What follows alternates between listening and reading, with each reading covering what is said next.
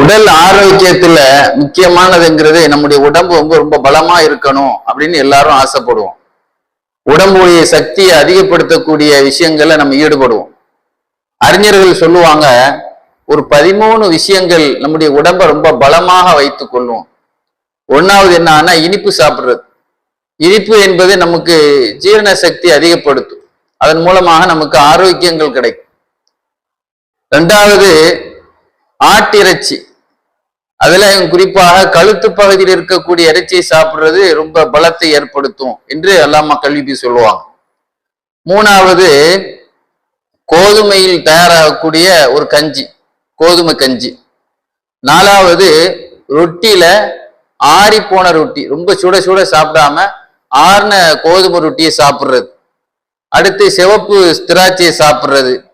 தேனி, அதாவது தேனி ஈலேருந்து எடுக்கக்கூடிய உண்மையான தேனை சாப்பிட்றீங்க. நிறைய டூப்ளிகேட் சீனி பாவெல்லாம் கலந்து கொண்டு வர்றான் அந்த கூடை போட்டு. அந்த மாதிரி இல்லாம ஒரிஜினலாக அந்த தேன் கூடுல இருந்து எடுக்கப்பட்ட தேனை சாப்பிட்றது.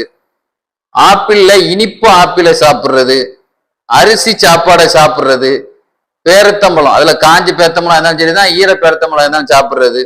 9வது அதாவது எண்ணெயை பூசுறது அப்படின்னு சொல்லி நமக்கு ஒரு 13 இது சொல்லுவாங்க. அதிகமா குளிக்கிறதுனா அதிகமான நேரங்கள் போன உடனே ஒரு காக்கா முங்கு மாதிரி உடனே வந்துடாம கொஞ்சம் அதிக நேரம் எடுத்து குளிக்கிறது. அது போல நறுமணங்களை சுவாசிக்கிறது, நறுமணம் பூசுறது, நறுமணத்தை நுகர்றதற்கு ஒரு பலத்தை ஏற்படுத்தும்.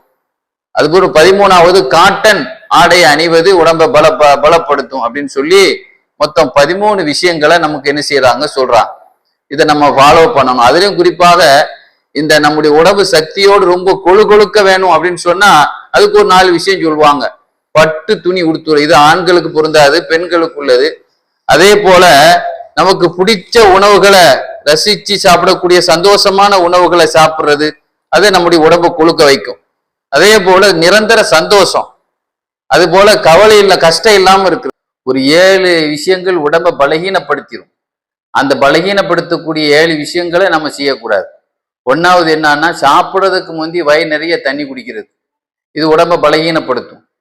முதல்ல எங்க போனாலும் முதல்ல தண்ணியை கொண்டு வைப்பாங்க ஹோட்டல், உடனே அதுக்கு நிறைய குடிச்சிடக்கூடாது.